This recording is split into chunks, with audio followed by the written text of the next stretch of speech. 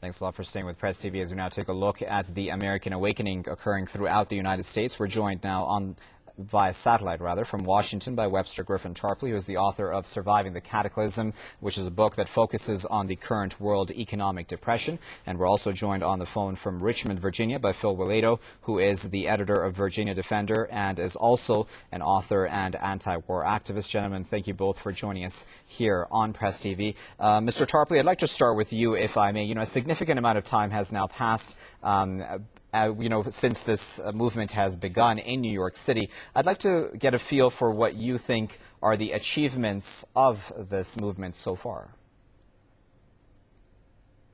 Well, the big turning point came on Tuesday of this week.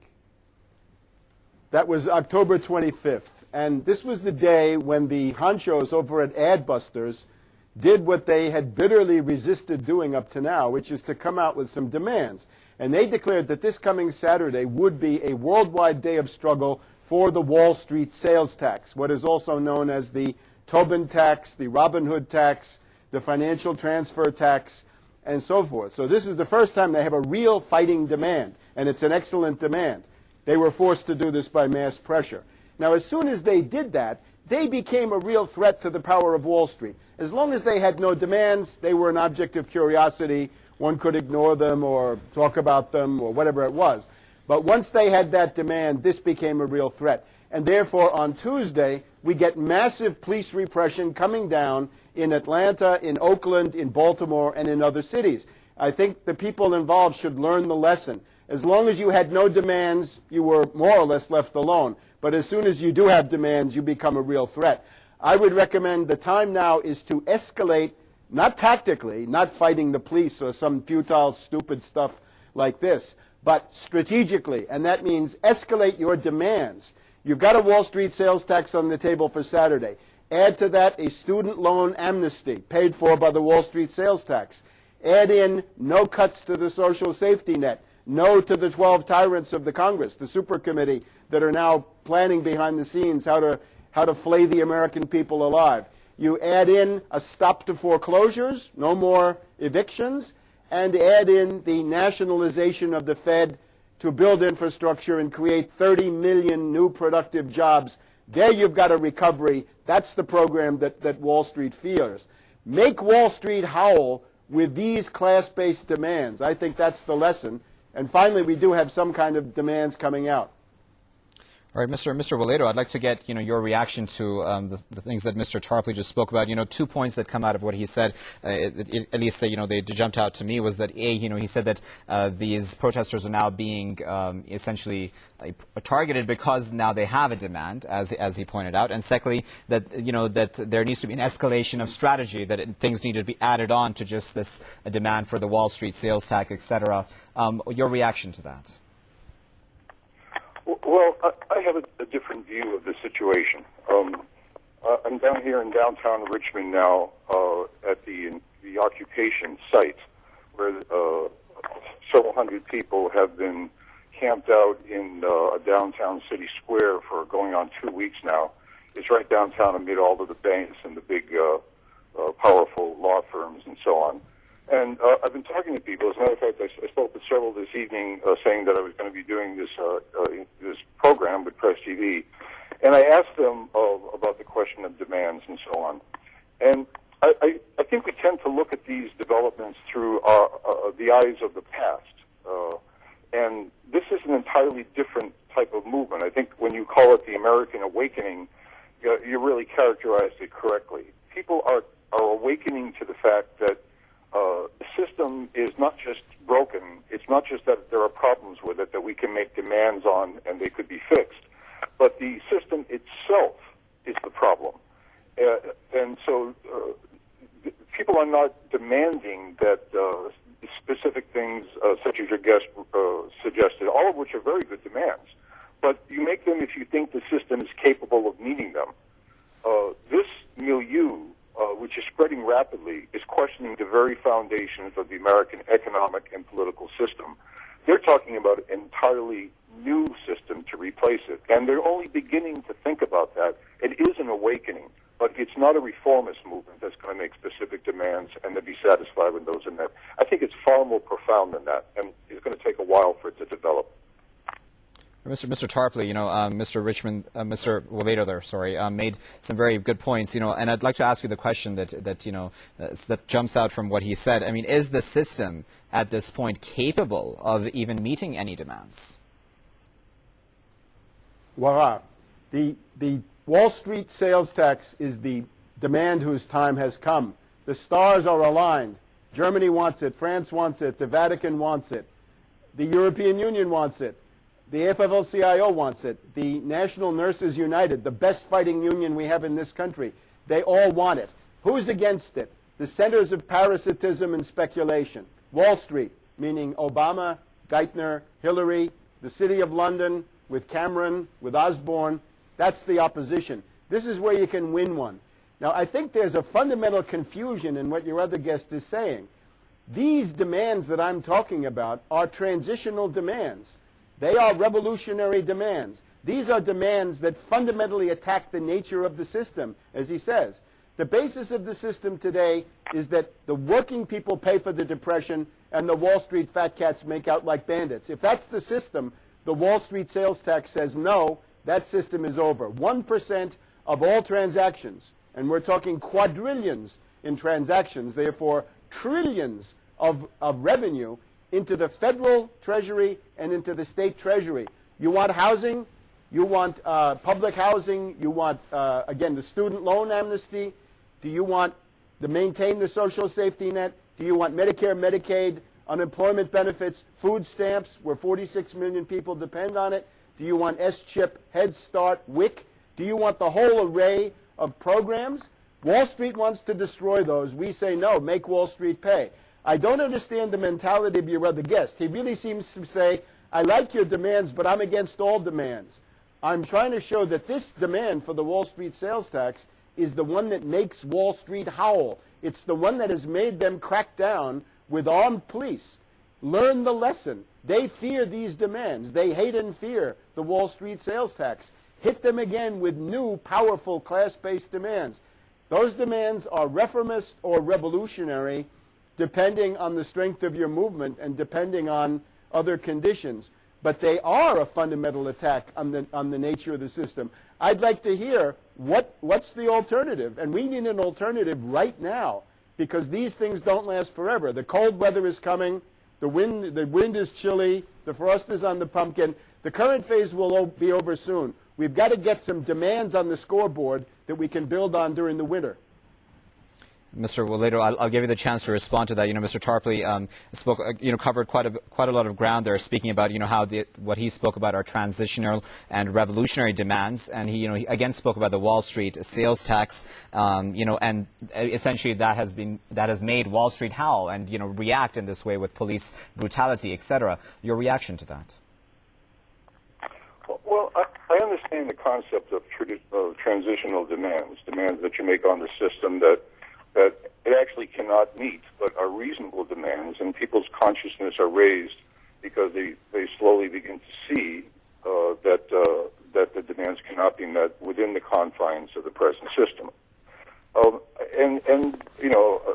having a gathering in January here that we do every year, where we march on the state legislature, and we're demanding jobs, not war, and we're promoting certain bills in the assembly.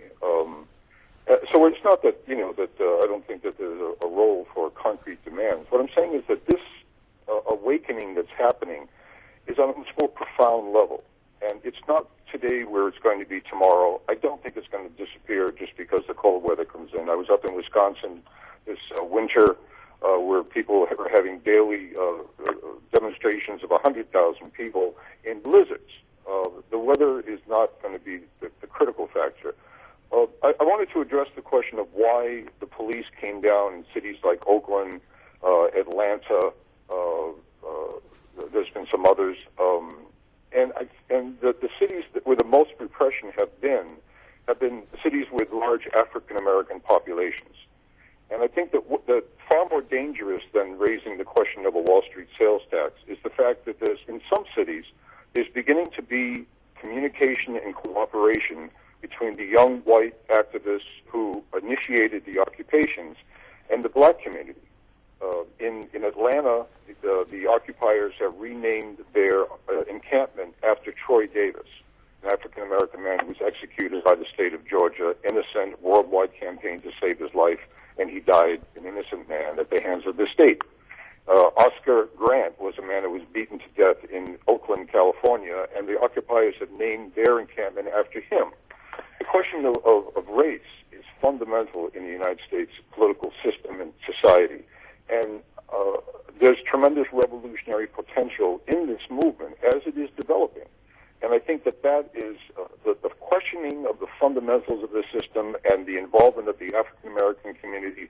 And you see the militancy that has developed in these cities where the police have tried to shut down the occupations. In Oakland, they came right back out and marched 1,000 strong in the streets. They're not giving up. And again, I think this is a new developing movement in the very, very beginning stage. And for the people here, they're not concerned about the demand so much as the analysis. It is an awakening. And I think that those of us who think we understand the system would do well to try to support this movement in every way and not just criticize it and dismiss it as naive or a flash in the pan that's going to be gone tomorrow. I don't think that's helpful at all. Mr. Tarpley, is that not a fair point, in fact, the fact that this is a new movement, and from what we have seen over, the past weeks and, in fact, months, that this is quite profound, isn't it?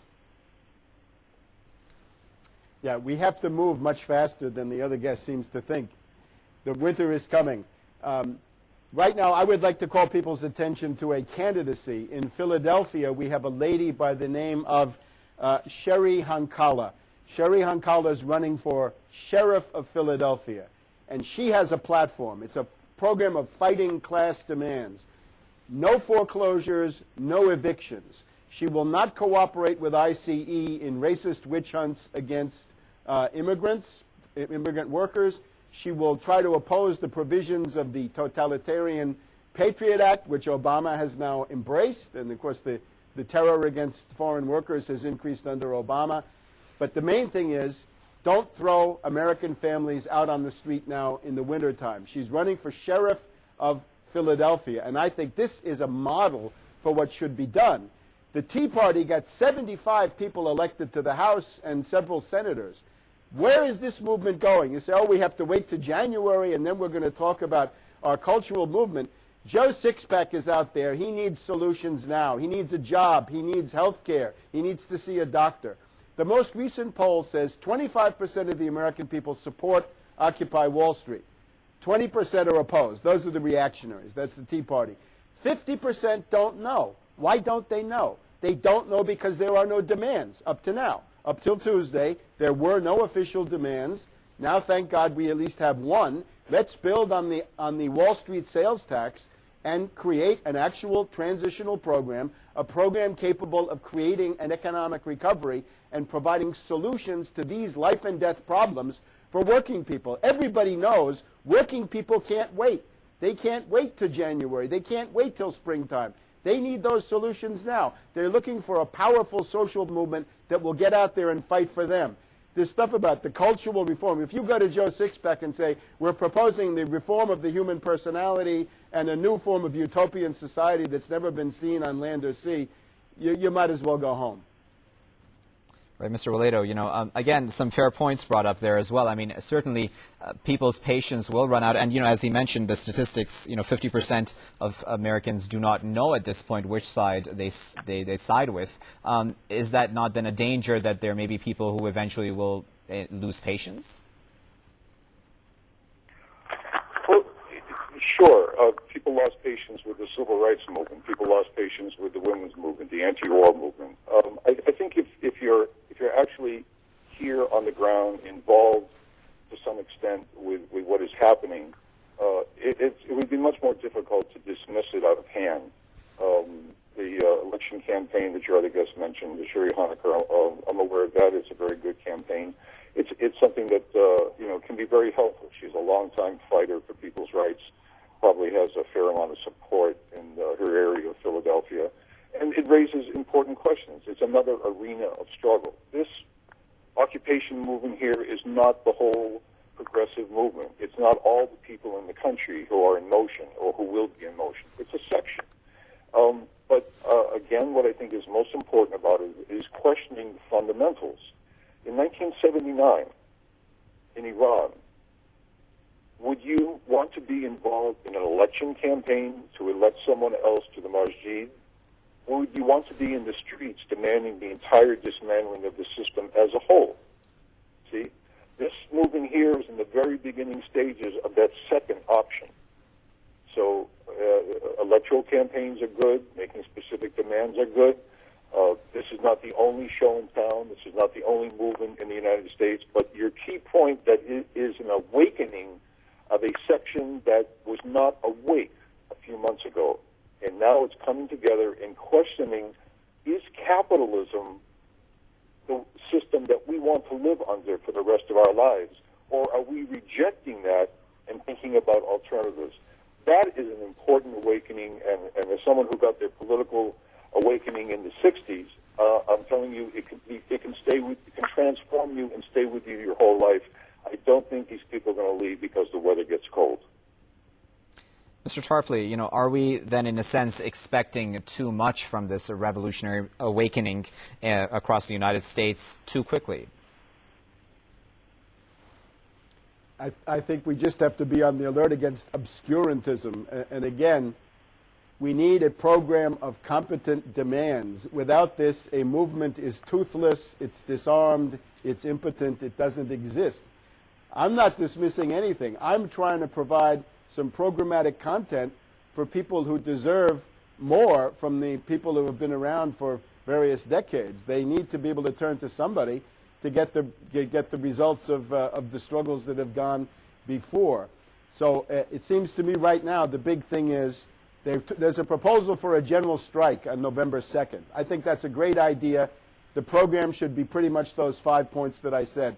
The Wall Street sales tax, the stop foreclosures, the student loan amnesty, no cuts to the social safety net, no to the 12 tyrants, and nationalize the Fed. Nationalize it for 30 million new productive jobs. That is the minimum program for the American people.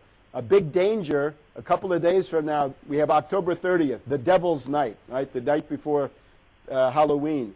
This is a typical time for anarchist provocateurs, Black Bloc, to come out and try, I think, to have some horrible incident, maybe get somebody killed. At that point, this would be an excuse for mayors all over the country to shut down the movement. So no tolerance for provocateurs on the edges of these demonstrations. Stress the program. That's where you need to escalate. Right, so, Mr. Waledo, Mr. Tarpley there has a very, organized, set-out plan in a sense, for demands. He's speaking about the November 2nd strike as being a very positive thing. What would be the hesitance in accepting those demands and putting them forth and adopting them? Well, I think probably most people involved in this movement would be open to discussing those. And, of course, there's various levels of political consciousness. There are people who are raising demands within the movement, some of the same ones Mr. Tarpley has mentioned. And there are others who are so new that they come with every illusion about the system, thinking the police are their friends and so on, and they're going to have a legal occupation and it's all going to be very peaceful and there are going to be no problems. So those illusions will be challenged.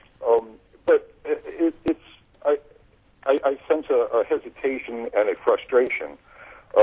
But I didn't really want to have a debate with your other guests, but I'm going to have to say something because one thing that Mr. Tarpley has said is extremely dangerous, and I'm going to dissociate myself from it and ask that people think about the implications of it.